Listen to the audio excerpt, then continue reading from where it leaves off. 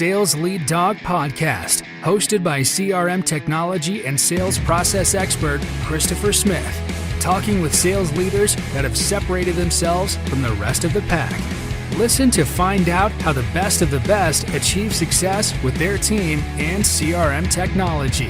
And remember, unless you are the lead dog, the view never changes. Welcome to Sales Lead Dog. Today we have joining us a thought leader, Angel RIBO. Angel, welcome to Sales Lead Dog. Thank you. Thank you very much for allowing me to be here with you and for your, and to your audience, obviously, that they will be patiently listening to us today. That's great. So Angel, tell us about yourself and what you do these days. Absolutely. So basically what I do is both corporate CEOs and established entrepreneurs, they hire me to bridge the gap globally for expansion and exposure. So that means basically that they help them accelerate the growth of their businesses through international expansion strategies.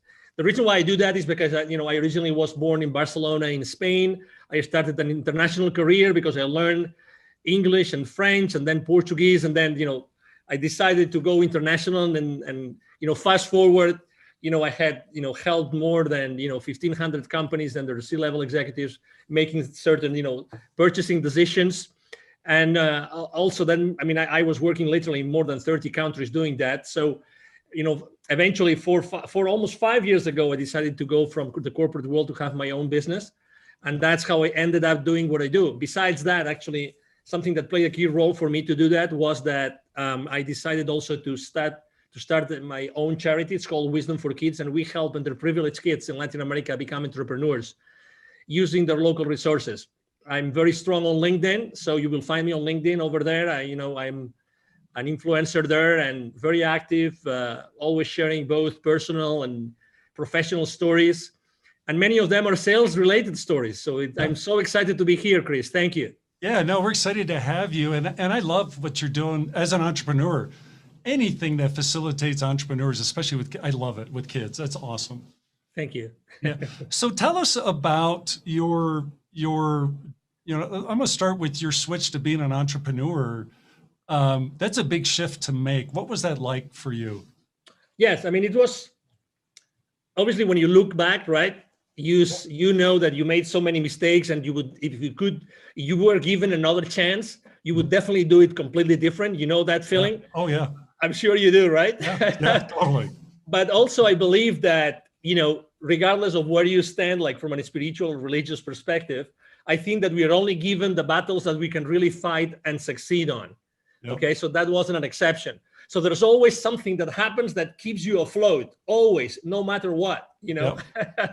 Yep. So I decided to leave corporate America after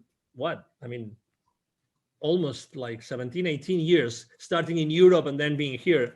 Yeah. In the US. I'm right now north of Dallas in Texas.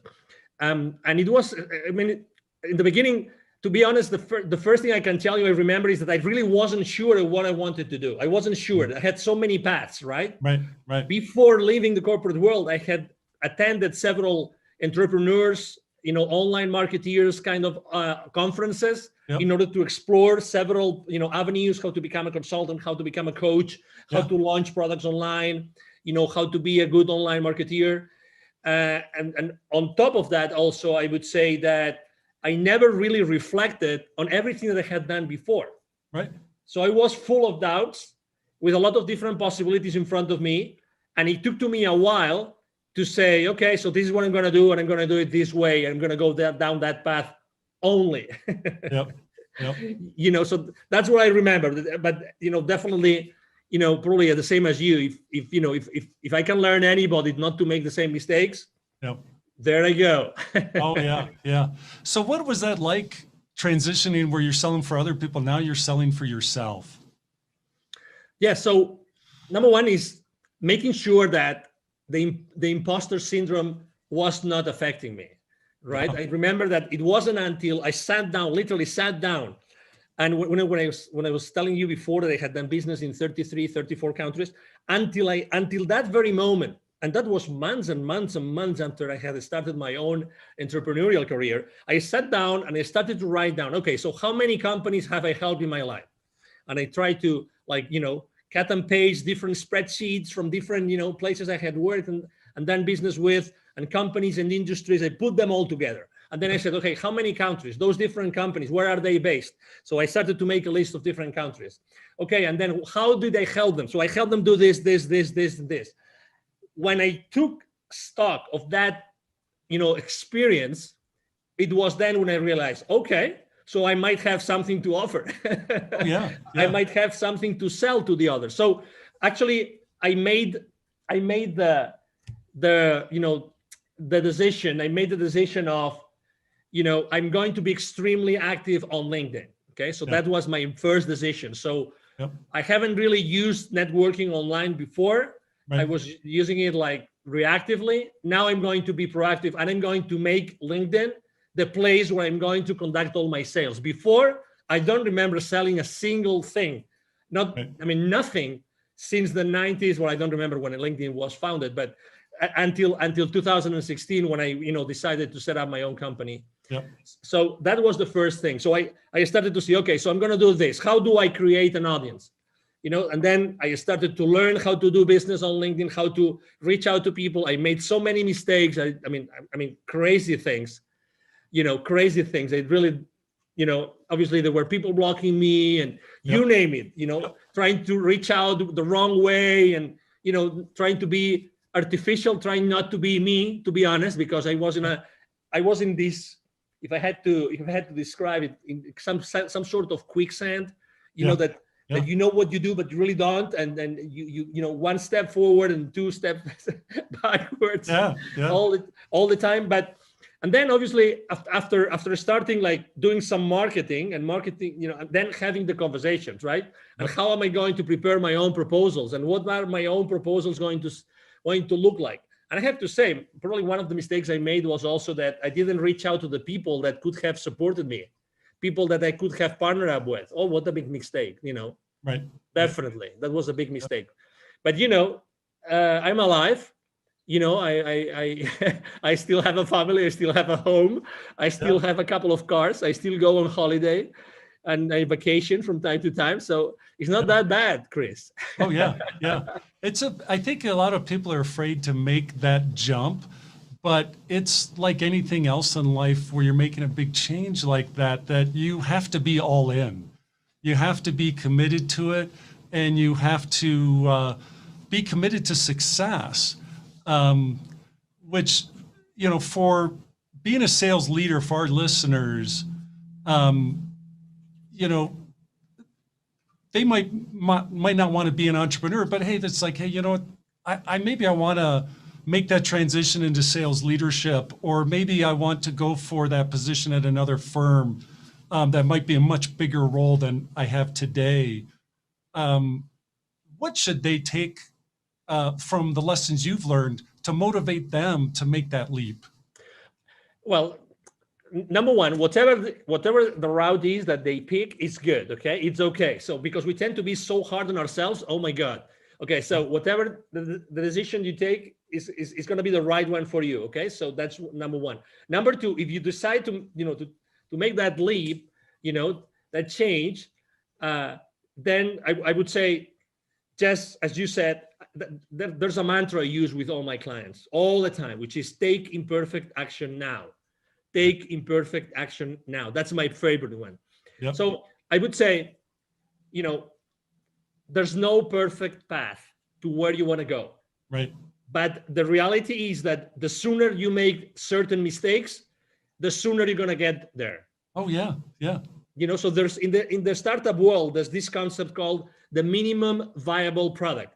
Yes. Okay. So any startup, when they're going to launch something, they say, okay, so what's the minimum value in the form of a service or a product I'm going to put together so that the market is going to react positively and they will start acquiring my services or my product, right? So this is so much more simple than what you think.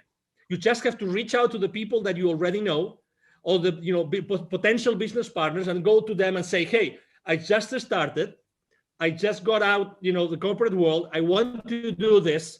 Would you be willing just to have a coffee, over coffee conversation and tell me that makes sense? And if you would be willing to tell me your feedback about this, it's as simple as that. In a week, you can have 5, 10 conversations like that, Yep.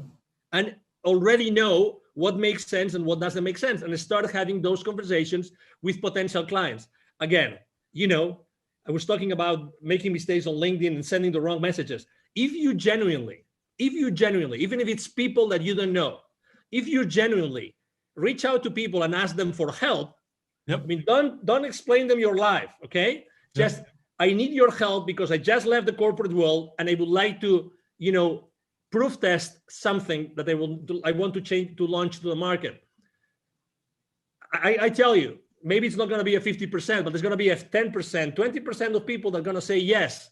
And they will be able to meet, they will be willing to meet over coffee with you to discuss that. Yep. Yep. I mean, and the ones that have been there, the ones like you and me that we have been there, oh my God, do we want to help other people not to make the same mistakes? Oh yeah. Of course. Yeah. Of It's course so we want. important. Exactly. Yeah.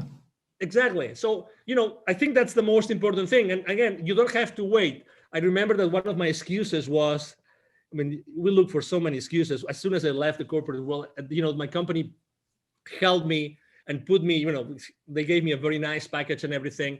Yep. And they gave me an outplacement company to work with, right? To find another job. Right. I remember being the only one, very high level executives on the same meeting, blah, blah, blah. I was the only one in the entire room that wanted to be an entrepreneur. Right. The only one, every single meeting. So I would have a meeting, 1 or 2 meetings per week with them, with other executives looking for a position. Yep. I was the only one that wanted to be an entrepreneur. The rest wanted to have another job, another gig, or another company, which is good. Again, it's good. It's perfect. And again, there's nothing wrong. But the sooner you start going down that path, Yes. the better for you.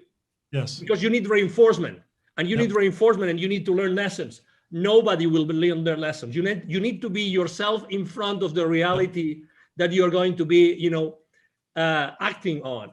And the new reality is you before other companies that want or might want what you are going to offer to them. Yeah.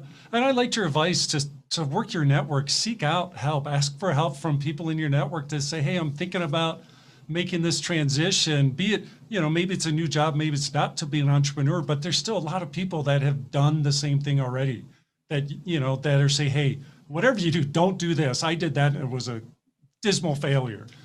Try this instead. It's you can't buy that kind of help.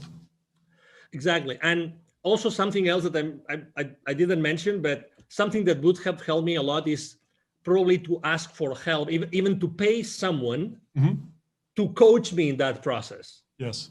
There's coaches out there. There's people that have done this. There's people that help you get from a position at the corporate towards becoming a successful entrepreneur. There's people doing that. Oh my God, I wish I had taken the decision. I had made the decision of having someone hire someone to do that for me. Honestly, the only resource which is scarce in our lives is time. That's the only one. It's time. We will always get money and anything else, but time goes by. So start asking for help. Hire someone that can help you bridge that gap. Bridge that gap to the first dollar, to the first purchase order. Have someone help you get there.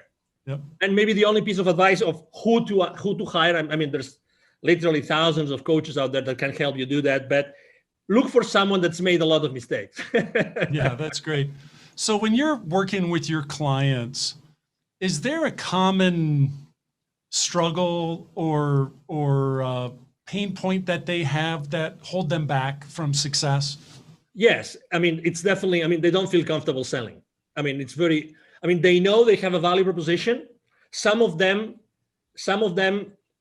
have a solution and there's a problem that exists. Others have a solution, but maybe the problem doesn't exist or it's not big enough.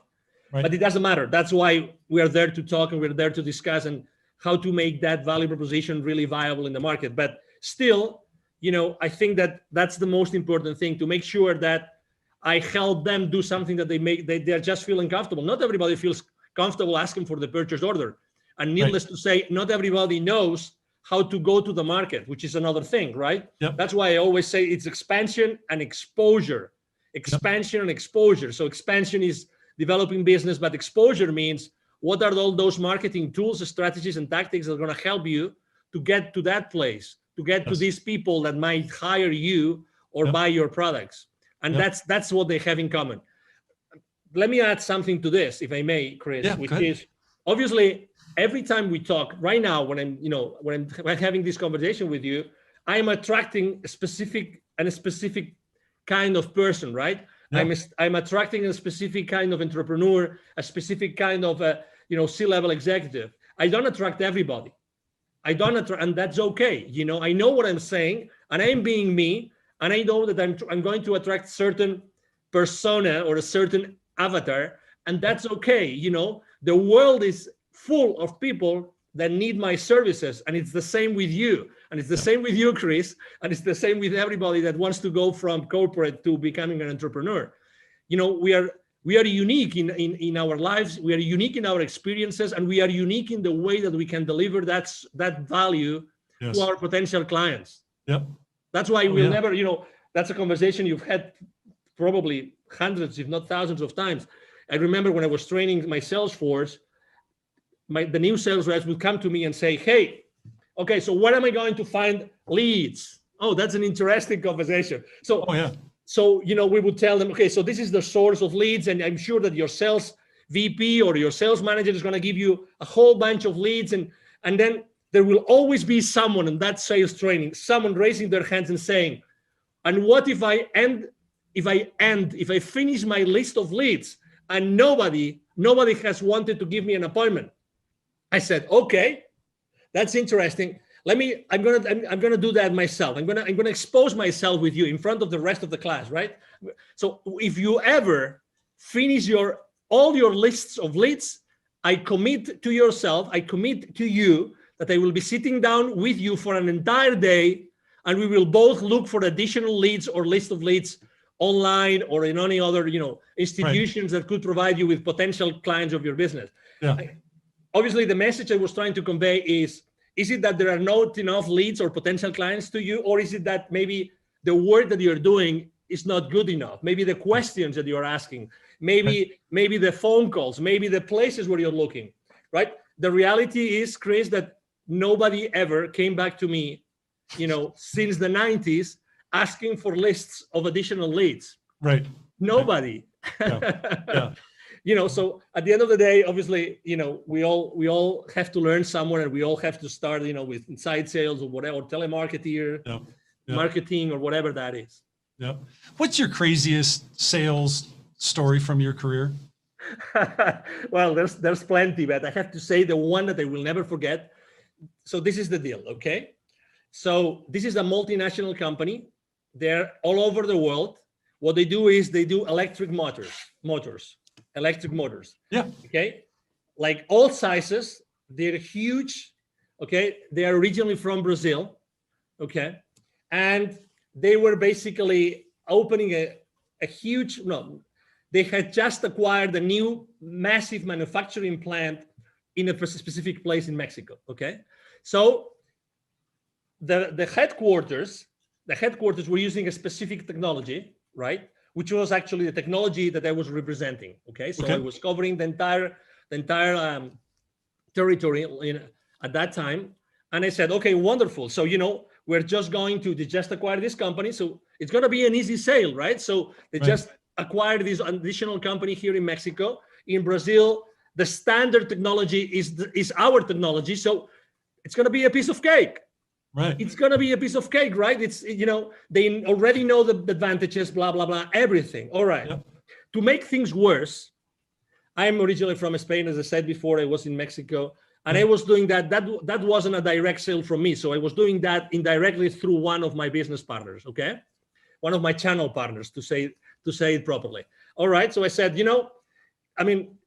just go there, do all the groundwork, and then whenever you need me to, for the final stages of the negotiation, I show up. What was even worse was that the CEO and general manager of that company in Mexico, he was also from Spain.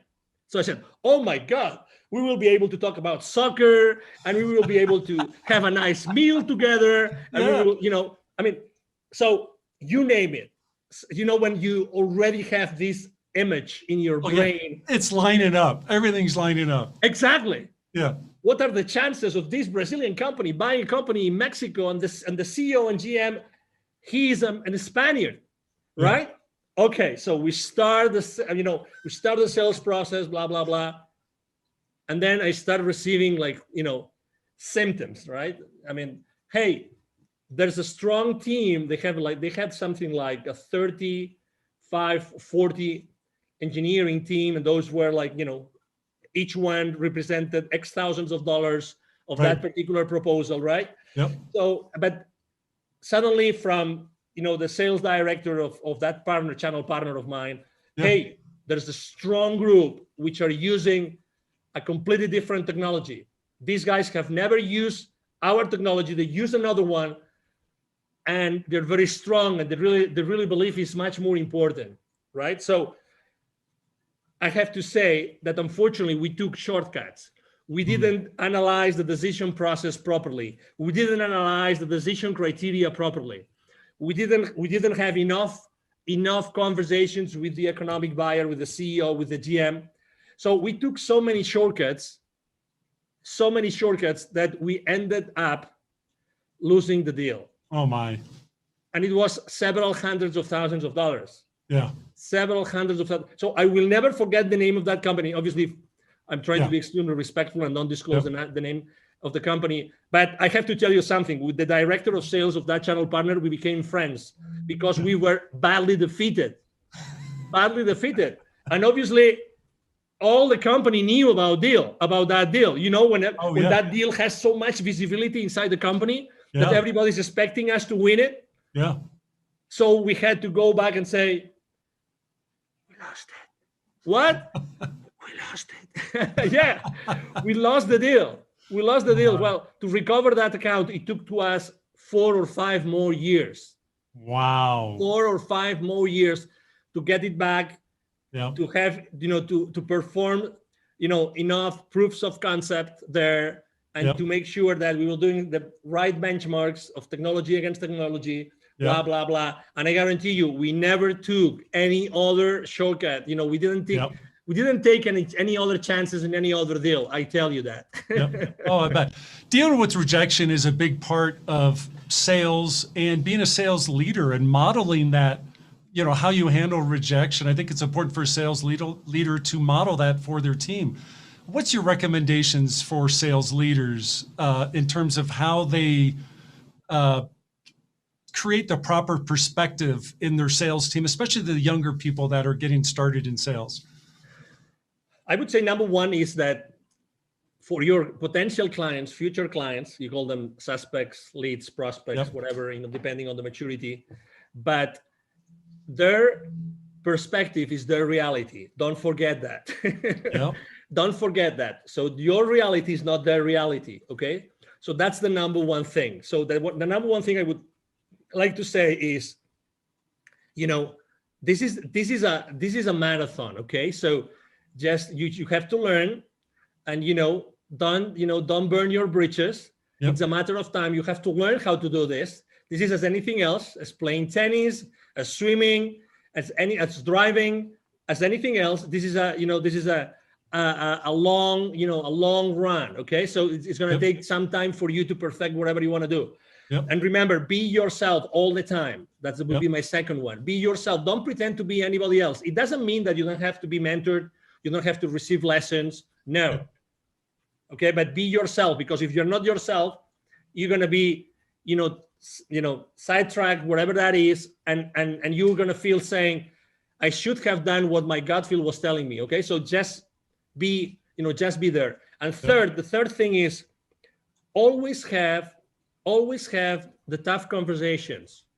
Don't hold anything to you. Always have those tough conversations. So what I'm trying to say is always make sure that whatever decision, whatever proposal you're making, whatever conversation, it's for the good of your client.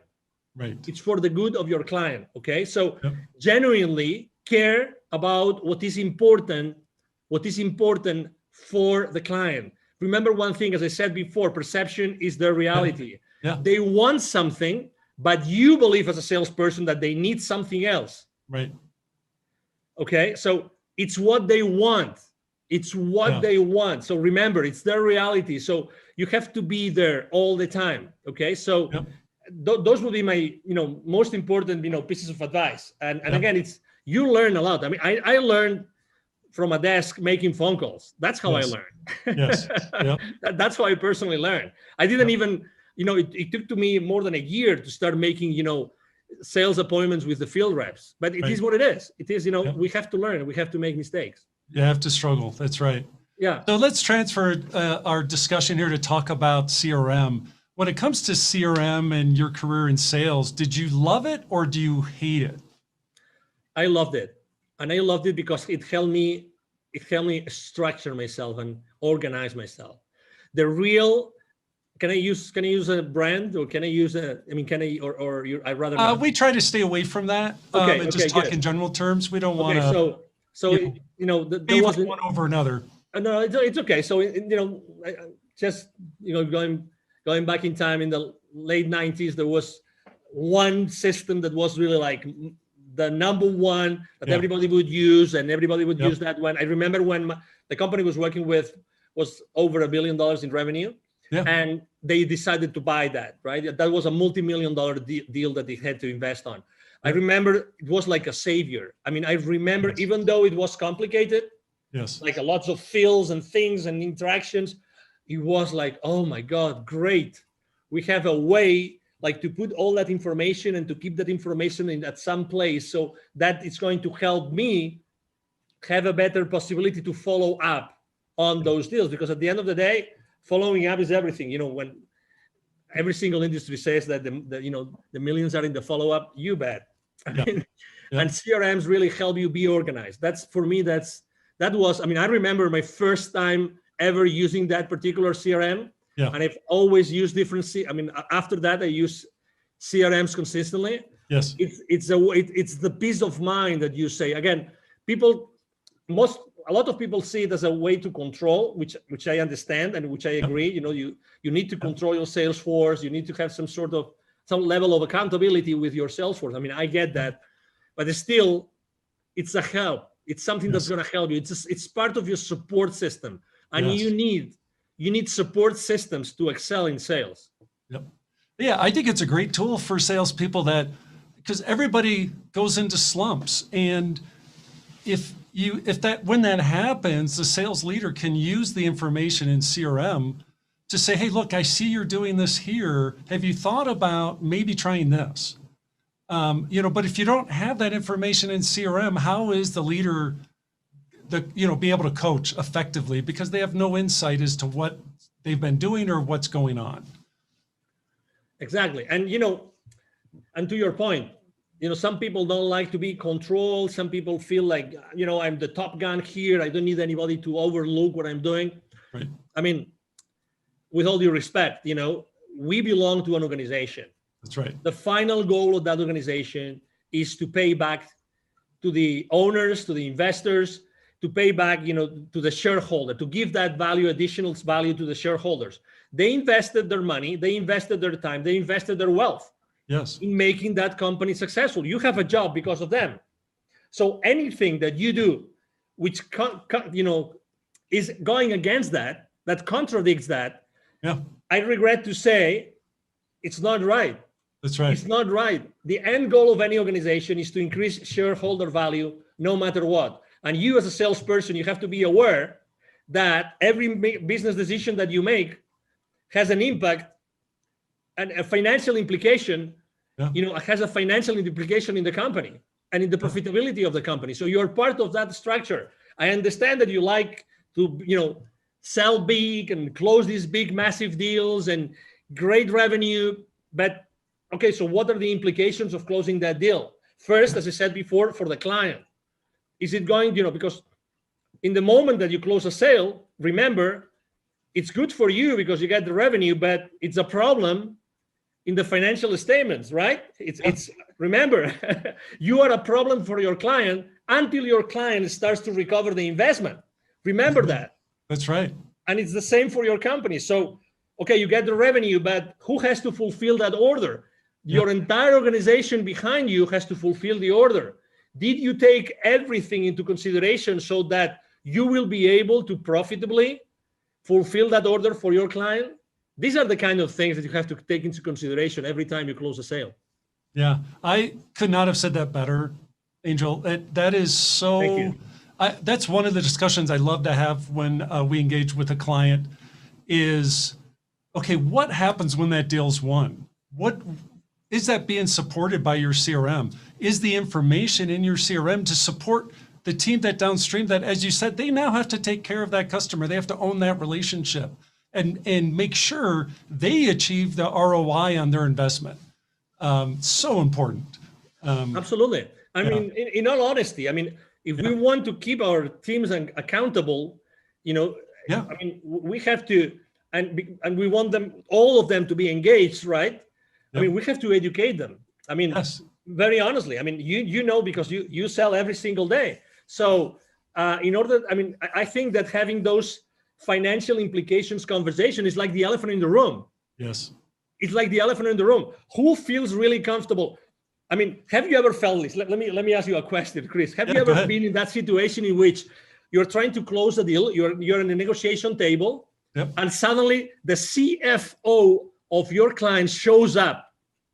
Oh my God, you are with the fingers like this, cross fingers, saying, I pray to God that the questions from the CFO are not going to be that difficult, so I can still answer them, and they will still be interested in doing business with me. Yes. Because if we get into, if he pulls up his financial statements and he starts going on like, okay, so this and this and this and this, and he starts making these difficult questions. Oh my God, you might even have an MBA, but even if you have an MBA, how long ago did you forget all the financial principles? Oh yeah.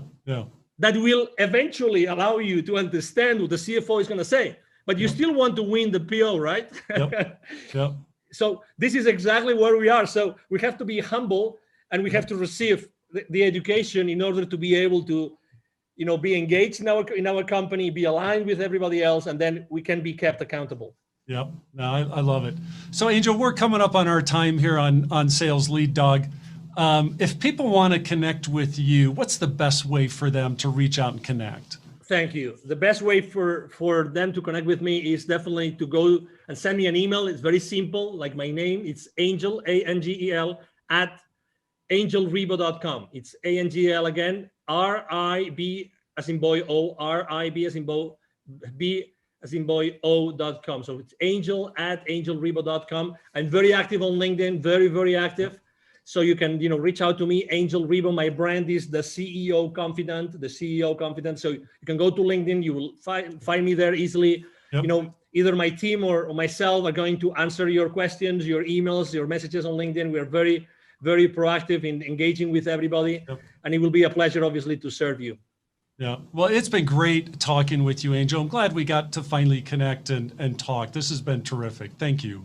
Thank you. Likewise. Thank you for the opportunity, Chris, obviously. And thank you, everybody. Thank you to all the audience listening to us today. Awesome. As we end this discussion on Sales Lead Dog, be sure to subscribe to catch all our episodes. On social media, follow us on LinkedIn, Facebook, and Instagram. Watch the videos on YouTube, and you can also find our episodes on our website at impellercrm.com/Sales Lead Dog. Sales Lead Dog is supported by Impeller CRM, delivering objectively better CRM for business, guaranteed.